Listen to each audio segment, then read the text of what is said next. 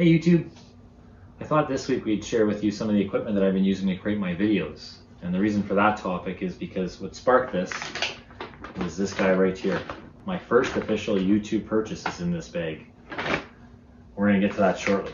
Let's start by giving you a bit of background as to where my interest in photography and video has come from. I've been teaching for 23 years, and most of that time I've been teaching communication technology. I originally got hired to teach a technical math course.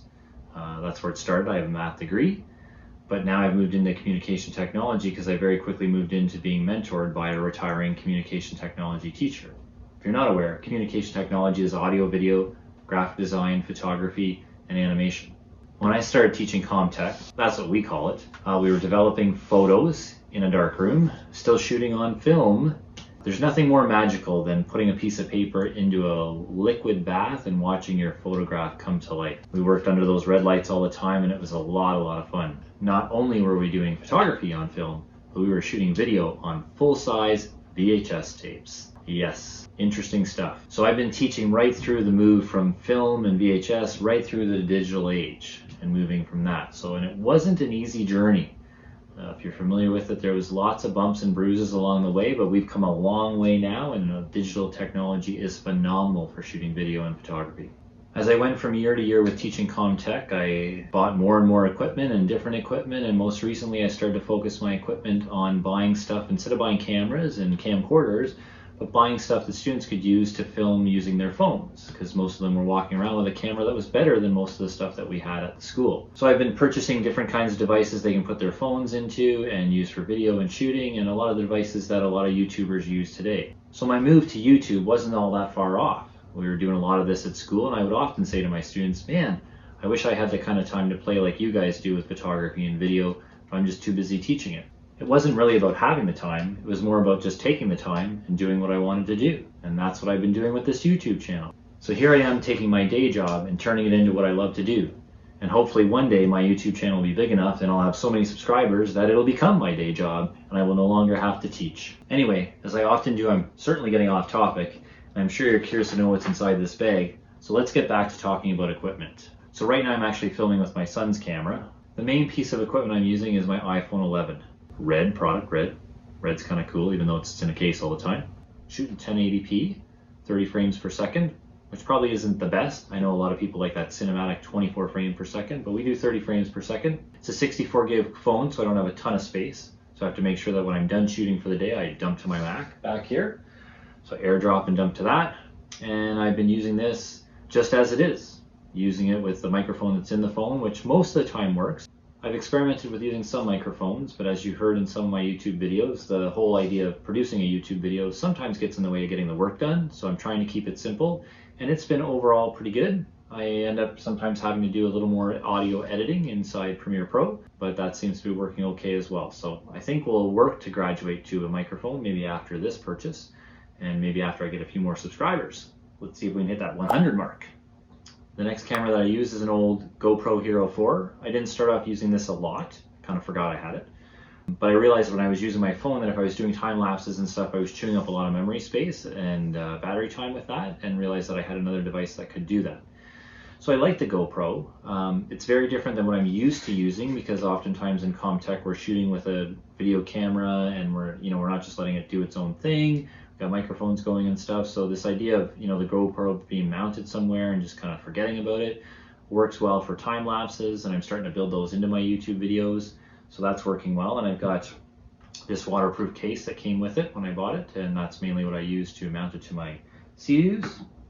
I've also 3D printed an open case that allows the GoPro to pick up a little more audio and actually hook a microphone up to it, and I've got a couple adapters like this one that connect to handlebars and stuff like that. But those are the two main cameras that I'm using, along with camera number 3, which we can't forget about. This is my drone. This is my DJI Mavic Air. I love this thing. I'm getting more and more confident with it. It was a pretty expensive camera, and I'm not sure that I want to lose it flying over water, so I'm getting more and more confident with it and feeling more and more comfortable that it's not going to let me down. In terms of mounting my phone, I have 2 tripods that I use. One that's holding my other camera right now is just a basic camera tripod that I've had ever since I had a camera. DSLR camera, and I mount to it a phone holder that allows me to use that. But I also have this little guy. So this is a little inexpensive mini tripod that I purchased because I purchased a bunch of them at school to do some stop motion animation. It's really great for just throwing your phone in and being ready to go. These tripods also came with ring lights that allow them to light their stop motion scene. And as the students were using them and I was using them, I thought this was a pretty handy little tripod. What I really love about this tripod is the ball head. So it allows you to set the tripod up, and then regardless of where you're sitting in terms of level, you can ball head this level so that your camera is right where you want it to be. The other really neat thing about this is that this ball head comes off, and I can attach this ball head to my big tripod or something else and be able to use it to level it. The phone holder isn't the greatest, but this is only a $20 unit, which I love as well. The whole kit was only about 20 bucks. And I'll put the link in the description below so you can pick one up for yourself if you'd like. They came with a light and the remote, and I don't really use the remote very much because it's not very reliable, but the light is handy. And this thing fits really well inside the dash of my truck, so I can get shots coming out the windshield of my truck. So that's a UB size. So that's a UB size tripod. And again, the link is in the description below. So that's kind of where we're going. And last but not least is this guy here. So you may have noticed this in some of my shots, and it's a pretty old device actually. This is the DJI Osmo Mobile, the first gimbal that they ever made. And if you don't know what a gimbal is a device that will hold your phone. So I put my phone in here, and it does actually a pretty decent job. And if I flip it on, let's look at battery, it'll balance my phone. And regardless of what I do with this, my phone stays balanced.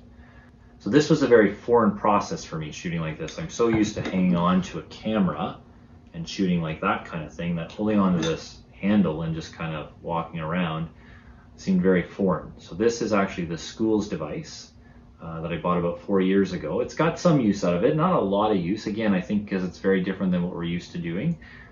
You can use a DJI app with it if you want to. I just use the native camera app, works really well. But I'm certainly getting more and more comfortable with using it and actually liking it as a filming device. This is doing a pretty good job holding the phone, but this is a lot of work on these motors with the size of this phone. You may have noticed in some of the shots that you actually see this black elbow in the corner, the bottom right corner of some of the shots. That's because if I zoom out on my camera, it's too wide and this is in the camera view. I can't slide my camera anymore this way because then it gets out of balance and it doesn't fit. So I'm getting so used to this actually that that's what triggered my first official YouTube purchase. Are you ready for this? Okay, let's reveal what we've got here. My first official YouTube purchase is the DJI OM4. This is going to be my personal gimbal. I've had this for a few weeks now and I've been itching to open it up, but I wanted to be able to do this video first. So that's what we're going to do. Let's open this up and get into it. I'm hoping that there is still some charge left in it. So maybe we can show you how this works. But I guess this is my first ever unboxing video. Might have to create a new series. So let's get rid of that.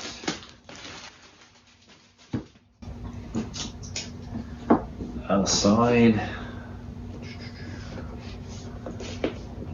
Just open it up here. There we are.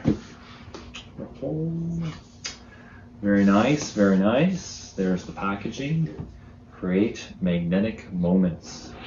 We'll see why that's important in a minute. There's an interesting package. There we are. The DJI OM4. So it definitely looks a little bit different. Let's get that out of there. It's pretty heavy. That and this we'll need. It's got a charging cable in here too. Won't need that right away, and hopefully it'll still have some battery. Let's get that out of the way. And what's in here? Let's open up this box. I love how simple the design is of all their stuff.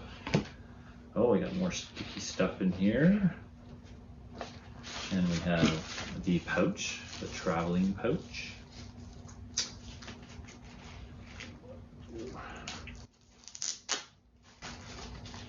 That's kind of messy.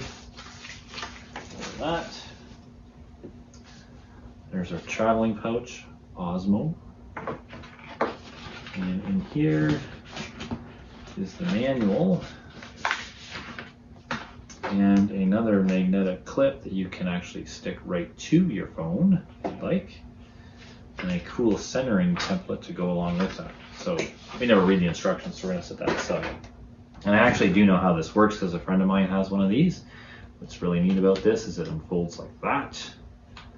The nice thing about this over the DJI Osmo Mobile is this one has a built-in tripod. So again, 3D printing, something I do at school. We were able to print this base, acts kind of as a tripod for that to hold it up. This guy has a tripod mount right at the bottom, and it also has its own little tripod stand. And then how you attach this, the reason why it says creating magnetic moments, is that's how your phone attaches. And then it pops right off, which is really handy because I find when I'm working and doing jobs, oftentimes my phone will go off, or I need to text somebody, or I need to jot something down, and getting it out of this DJI is a little bit tricky, especially when it's on. But this will allow me to put this clip on my phone, and boom, there we are. Well, I got the camera on, and I'm just in the native camera app, and it's working pretty well. So if I double click this, it switches to portrait mode, double click it again, and it goes back to landscape. Probably got to get into Bluetooth and connect it. So that'll be a whole other setup. There we are, OM4, pair, and we're connected. Excellent. Let's get back into the camera app. So click that once and it starts recording. Again, it stops. There's portrait, landscape. If you do it 3, what is that? That's looking straight up. Oh no, that's shooting down here. Cool. That's pretty nifty. Boom. Zoom in, zoom out, doesn't work. So I think I have to download the DJI Mobile. Is it the DJI? So I think I have to download the DJI Mimo app and get that on my phone. But this is my official first YouTube purchase. Glad you could join me. And I look forward to creating new videos for you with this and getting creative. So I know it has lots of new creative features in it, so we're gonna have to download the app. I should have done that first. But this isn't really a how-to Osmo thing. This is more a video on my first YouTube purchase. Moving from black to gray, and this will be with me all the time. So thanks again for joining me along my ride, and we'll see you soon with the DJI OM4 and for another YouTube video. Thanks a lot.